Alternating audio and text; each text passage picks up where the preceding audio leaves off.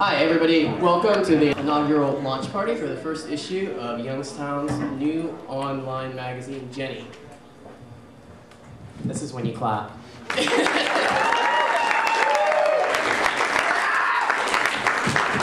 Somehow I will know someday when I'm lonely, wishing you weren't so far away. I just came out tonight to be supportive of everyone who's launching Jenny. I have class with them and we work together and I think they're awesome, so we came to support. My name is Matt Latanzi, and this is Megan Harris, and we're both writers. I'm really excited to be a part of kind of like this writing subculture that's kind of coming up now in Youngstown. It's really just something that I think we need, and I think the Jenny is something that's going to really help bring that out. Jenny is a product of the Literary Arts Association, a student group I began several years ago, which has up until recently organized and promoted the YSU Y-Town Reading Series, a literary reading series that has brought us award-winning novelists, poets, and memoirists from both the local region as well as the wider world.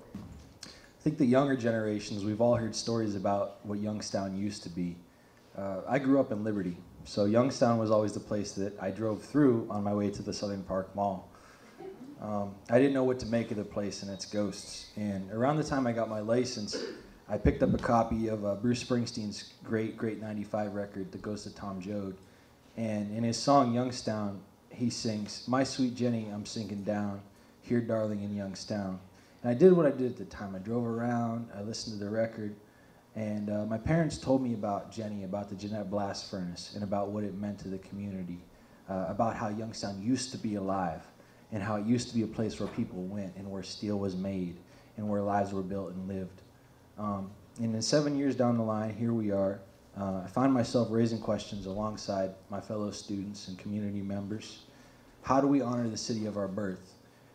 You have to create the foundation for the magazine to rest on, and soon we were creating teams of people who would build the website for the magazine, create mission statements, develop guidelines for submission, and an aesthetic sensibility that would distinguish the magazine from others. After this sort of initial organizing, there was then reaching out to writers and artists and musicians to invite others to give us their very best work, even though this is a fledgling operation. I mean, obviously what you see here tonight is very incredible, and that's what the Youngstown Reading Series has always been about, and hopefully what it will be for years to come. We've been very fortunate to attract a lot of good writers for Jenny's first issue, and we look forward to bringing more forward in the spring with our second issue.